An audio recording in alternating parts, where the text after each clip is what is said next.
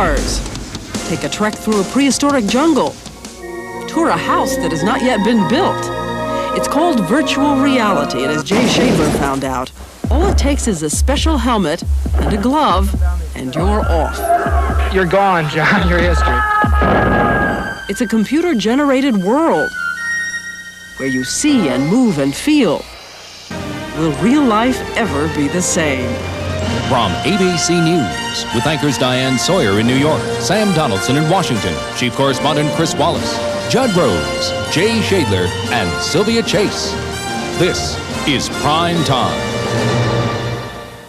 It was more than 100 years ago that Lewis Carroll wrote about Alice's trip through the looking glass. Now, that fiction has become a reality, or you might say a virtual reality, because that's the name of a new computer technology that many believe will revolutionize the way we live. As Jay Shadler explains, virtual reality lets you travel to places you've never been and see things you've never seen and do things you've never done without ever leaving the room.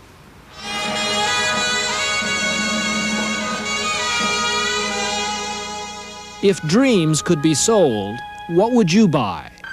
The poet's question may soon have a practical answer. The goal of virtual reality is simple. It's total submersion, complete detachment from reality. The doors are opening on a world where the line between reality and illusion has dissolved. I want to fly over Mars. I want to experience everything the roving exploration machines experience. I want to be there. I want to explore the planets myself. Advances in computer graphics over the past 10 years are making it possible to create artificial three-dimensional worlds, complete and convincing, though they only exist in the mind of the viewer and the heart of the computer. Known as virtual reality, or VR, this new technology uses pictures and sounds to wrap around your senses. Imagine a place and you'll be able to step into it. Conjure up a dream and you'll be able to fly through it. It's unreal. It's different, and it's so natural that when you experience it, it's something that, people come out of the system and say, wow, that's unreal. Jonathan Waldron is a 31-year-old computer scientist in England. As a college student, he designed computer graphics. Now, he's launched one of the first companies to mass-produce virtual reality systems. Okay, so here we are going into virtual space, and here I want to show you a little application where we've got a car engine. As with most VR systems, Waldron's uses stereoscopic images projected onto tiny screens inside the viewer's helmet. A powerful computer then generates the graphics and sounds needed to convince the viewer he's in another world. The illusion is completed when motion sensors in Waldron's glove and helmet allow him to begin interacting with whatever he sees. What I can do is, as you can see, freely move the articles all around anywhere I like in space. Now, on a conventional computer, this would take an awful long time. Here in the virtual world, you just pick them up and move them around.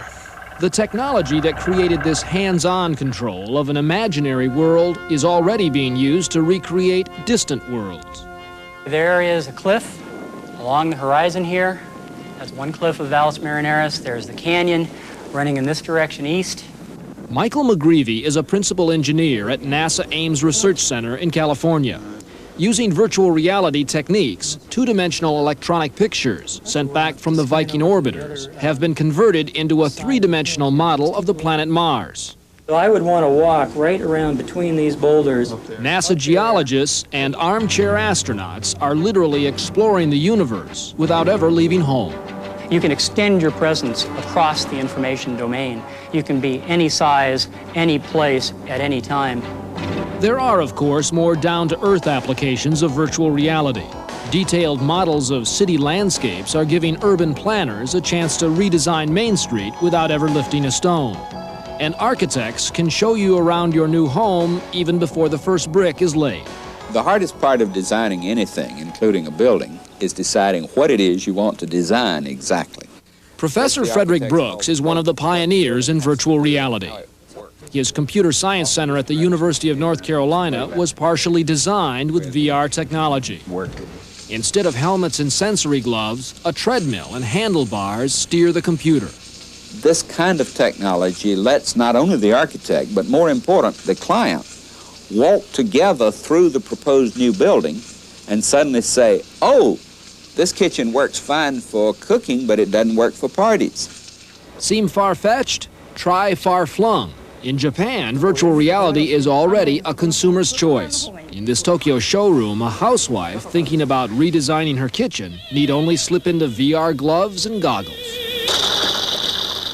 But one of the most promising applications of virtual reality is in medicine. This cancer patient has a tumor. It has to be located and then bombarded with radiation beams. Current techniques for positioning those beams are painstakingly slow and potentially dangerous. The whole technique of radiation therapy requires bringing very strong X-ray beams to bear on the tumor. The task is, how do you put the beams through so that they hit the tumor and miss other sensitive parts of the anatomy, such as the spinal cord or the eyes? So Brooks and his colleagues have begun testing a VR system that takes traditional CAT scan images and turns them into a three-dimensional model of the patient's body. Doctors will be able to plan their method of attacking the tumor on this virtual patient, even before the real patient enters the hospital. So for all intents and purposes, the physician could walk around this virtual body and kind of reach up into space and align these radiation beams to zap the tumor. Yes, and he sees the tumor, and he sees the beams in their standard position, and he reaches out and takes one and aims it until it goes through the tumor. And he can look along it and see what it's hitting and what it's missing. Clearly, virtual reality now straddles that foggy boundary between fantasy and fact. Just 9 years ago, a science fiction movie called Tron showed what it might be like not just to play a video game, but to become part of it. Well, Hollywood's dream is John Waldron's nightmare. At least that's what he calls this virtual world made for two. A video game where the players are on the inside looking out. Now the visor here. I've got a joystick. I've got a helmet. That's right, and you just put the helmet on like that. Right. And of course you see that you have a gun in your hand, and to fire the gun, you simply press the trigger. And I'll get in and join you. Okay. Come into my world, John. Linked by a computer that tracks our individual motions, Waldron and I are now both inside the same electronic world. There you are. Hi. Hello there. The game board consists of several checkerboard platforms floating in space. The goal, to chase and shoot your opponent. I've got the gun in my hand here. I hate to do this to you right now, but I missed. It lobs down. We've made gravity twice what it should be. You're gone, John. Your history. As the game proceeds, two prehistoric birds slip into view. If one picks you up by the scruff of your neck, the sense of flying can be all too realistic. I'm a little worried about that flying pterodactyl at this point. Oh, here comes the bird. Where's that bird? He's got you. He's got you again. Ah, he got me from behind. Oh, my God. I think I have to take this helmet off. I'm physically feeling the space here for a second. Oh, my God. While I was playing the game, it seems virtual reality was playing a trick on my mind. The pictures and sounds around me were all that was necessary to convince me I was walking, flying, and falling. The visual display at the moment is crude. There are these crude cartoon-like characters.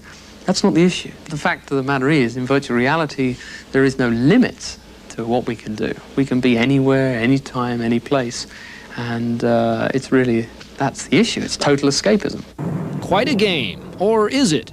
Virtual reality had its roots in flight simulators, and today the military is a major user of the technology.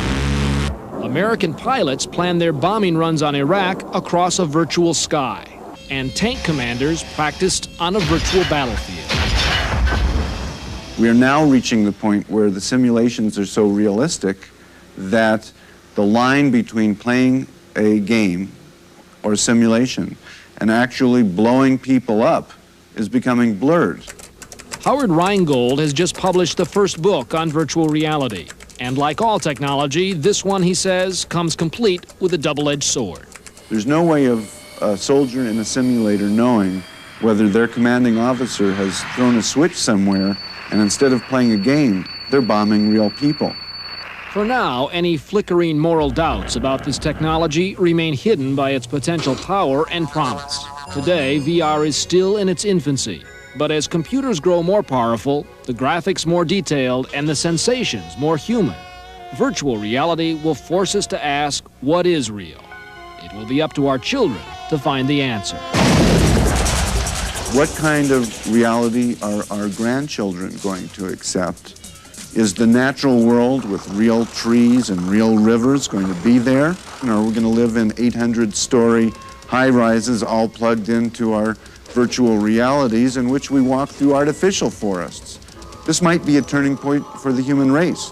We might be going inward towards an artificial experience. In case you're wondering about the virtual price tag for one of these systems, right now they run from about $50,000 to $200,000. We leave you tonight with some more pictures from virtual reality, and we invite you to join us again next Thursday night for another edition of Primetime Live.